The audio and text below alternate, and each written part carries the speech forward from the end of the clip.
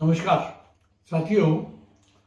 आजकल हम सब लोग अखबार में पढ़ रहे हैं, एक बड़ी खबर यह है कि कोविड की जो वैक्सीन लग रही थी उसके दुष्प्रभावों के ऊपर यूके से लेकर इंडिया तक में काफ़ी ज़्यादा गर्मी है।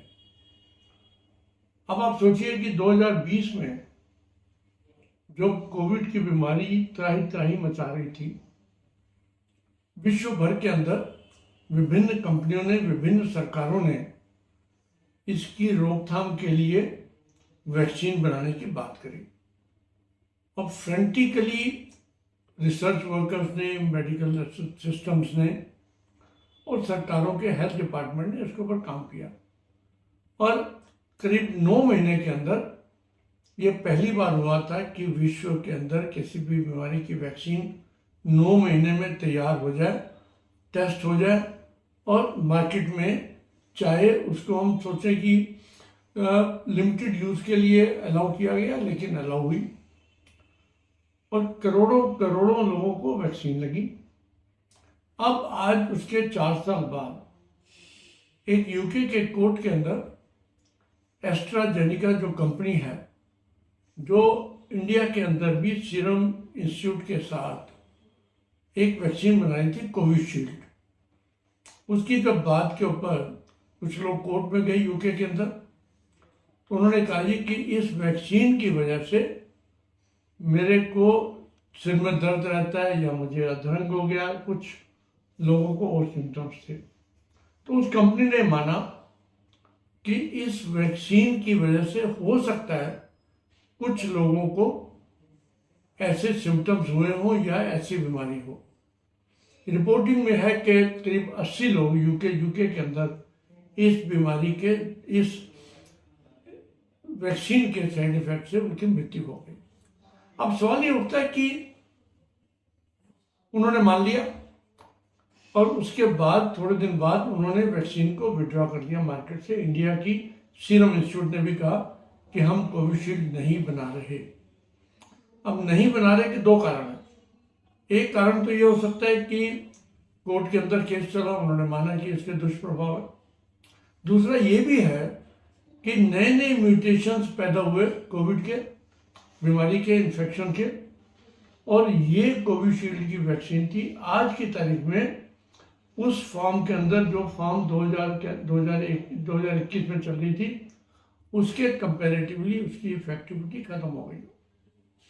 भारतवर्ष के भी अंदर करीब 175 करोड़ वैक्सीन लगी, कोविशील्ड की बात कर रहा हूं, और उस 175 में से बाद में कई चर्चाएं हुई कि इसके साइड इफेक्ट्स हो रहे हैं, कि कोविड के इफेक्ट हैं या वैक्सीन के इफेक्ट हैं। उसके ऊपर भी एम्स और बाकी अस्पतालों ने काफ़ी इसके ऊपर चर्चा करी। सुप्रीम कोर्ट में भी एक केस है, सुप्रीम कोर्ट ने कहा कि इसके ऊपर हमें एक्सपर्ट ओपिनियन लेने की जरूरत है, क्योंकि वहाँ पर भी कुछ लोग कोर्ट में गए इस दवाई के या इस वैक्सीन के दुष्प्रभाव के ऊपर। अब हम बात करें कि ये इसका दुष्प्रभाव है क्या। वैक्सीन देखो, बेसिकली आपने अगर देखा हो तो पुरानी जो ज़माने की वैक्सीन थी, बीमारी के 10-10, 20-20 साल बाद उस वैक्सीन को पूरा ट्रायल के बाद मार्केट में किया गया और तब जाकर वो वैक्सीन एस्टेब्लिश हुई। लेकिन अभी भी दुनिया भर में कोई भी वैक्सीन ऐसी नहीं है जिसका कोई साइड इफेक्ट ना हो या जिसका कोई दुष्प्रभाव ना हो। कोई भी आज तक कोई वैक्सीन नहीं बनी। इनफैक्ट मैं यहाँ पर यह भी जोर डालना चाहता हूँ कि कोई भी वैक्सीन को छोड़ दो, कोई भी दवाई, चाहे वो एलोपैथिक हो या किसी और भी सिस्टम की हो, ऐसी कोई दवाई नहीं है जो कि आपके शरीर के अंदर जा रही हो और किसी ना किसी को कहीं ना कहीं किसी के ना टाइम पर ये कोई ना कोई उल्टा असर ना कर रही हो। चाहे मैं बेसिक दवाइयों की भी बात कर लूँ, विटामिन सी की बात कर लूँ, विटामिन की बात कर लूँ, पैरास्टामोल की बात कर लूँ, जो कि बहुत सेफ मानी जाती हैं, लेकिन वो भी किसी ना किसी को इसका असर जो है उल्टा होता है। अब कंपनी ने माना और उसके अंदर जो बहुत रेयर साइड इफेक्ट है मैं उसकी चर्चा करना चाहूँगा। करीब 2 से 3 व्यक्ति प्रति 1 लाख वैक्सीन के ऊपर उनको साइड इफेक्ट हो सकता है, 2 to 3 पर 1 लाख वैक्सीनेशन। और वो जो वैक्सीन का साइड इफेक्ट है ना, वो भी 4 से 42 दिन के बीच में होना है। 42 दिन के बाद आप समझिए कि बहुत ही, अगर किसी कोई है साइड इफेक्ट तो ये माना जाएगा कि वैक्सीन की वजह से नहीं हुई। तो दो से 3 लोगों के जो साइड इफेक्ट्स हैं, वो जो उस वक्त बीमारी की रोकथाम और बीमारी को इतना जो बिल्कुल मतलब ज्वाला पर चल रही थी, लोग सड़कों पे मर रहे थे, घरों के अंदर मर रहे थे, लोगों के पास हॉस्पिटल बेड नहीं मिल रहे थे। अगर हम उसके कंपैरेटिवली आज देखें तो वैक्सीन का जो पॉजिटिव कंट्रीब्यूशन है टू ह्यूमैनिटी, वो उसके कई करोड़ गुना ज़्यादा माना जाएगा। तो ये जहाँ पर बात है, एक तो दिमाग के अंदर लोगों में आ गया कि हमने ये लगाई थी और इसकी वजह से साइड इफेक्ट होंगे, ऐसा नहीं है। और वो जो साइड इफेक्ट की बात कर रहे हैं वो थ्रोम्बोसिस कम थ्रोम्बोसाइटोपेनिक सिंड्रोम है, यानी कि आपके खून के नसों के अंदर कई बार क्लॉट्स होने का खतरा रहता है। अगर वो दिमाग के आर्टरी के अंदर क्लॉट बन गया तो आपको स्ट्रोक हो जाएगा। हार्ट की वेसल्स के अंदर बना तो आपके हार्ट अटैक तक होने के चांस हैं। और वैसे भी अगर आप देखें तो उस वक्त हम बात करते थे कि ऐसी क्लॉटिंग डिसऑर्डर या ऐसे हार्ट को डैमेज के डिसऑर्डर बीमारी की वजह से भी हो रहे थे।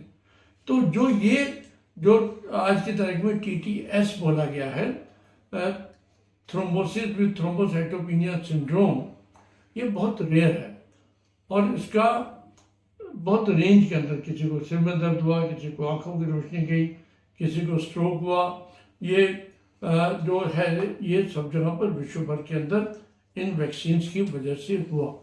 और इंडिया में भी सीरम इंस्टीट्यूट ने पीछे कहा कि हम भी, क्योंकि वैक्सीन की अब गुणवत्ता नहीं रही, इफेक्टिविटी नहीं रही, हम इसको इंडियन मार्केट से विड्रॉ कर रहे हैं। और आज की तारीख में जब हम बात करें पूरे विश्व के अंदर कई और भी वैक्सीन थी, उनके भी साइड इफेक्ट हुए, इसके भी साइड इफेक्ट हुए, लेकिन क्योंकि ये वैक्सीन इंडिया में सबसे ज़्यादा चल रही थी और लोगों को अच्छी मात्रा के अंदर लगी, लोगों को इसने सेव भी किया। आज अगर हम 4 साल बाद उसकी बात कर रहे हैं तो कहीं ना कहीं लोगों के दिमाग में पैनिक की जो स्थिति है उसका कोई औचित्य बनता नहीं है। कोई किसी प्रकार से टेंशन की या लोगों के दिमाग में ये हो गया कि मेरे को ये हुआ था तो ये होगा। 4 साल बाद इसको किसी प्रकार से आप उस वैक्सीन से लिंक ना करें तो अच्छा रहेगा। आप अपनी सेफ्टी के लिए, अपनी टेंशन के लिए अपने दिमाग को बिल्कुल इस चीज़ को निकाल दीजिए कि 4 साल बाद भी इससे कोई साइड इफेक्ट हो सकते हैं। तो साथियों, एक तो कंपनी ने जल्दी से जल्दी रिसर्च करके भारतवर्ष के अंदर आपको वैक्सीन दी। दूसरा ये कि उसके साइड इफेक्ट्स को भी उन्होंने कहीं ना कहीं माना, लेकिन वो साइड इफेक्ट्स जो हैं इतने मिनिस्क्यूल हैं कि इसमें किसी प्रकार का डरने की, टेंशन की जरूरत नहीं है। तो साथियों, आओ आगे बढ़ें। पीछे जो पीरियड था वैक्सीन जो बीमारी के टाइम का 2 साल का, उसको भूलकर आदमी को आगे बढ़ना चाहिए। Let us go ahead. Thank you very much. नमस्कार।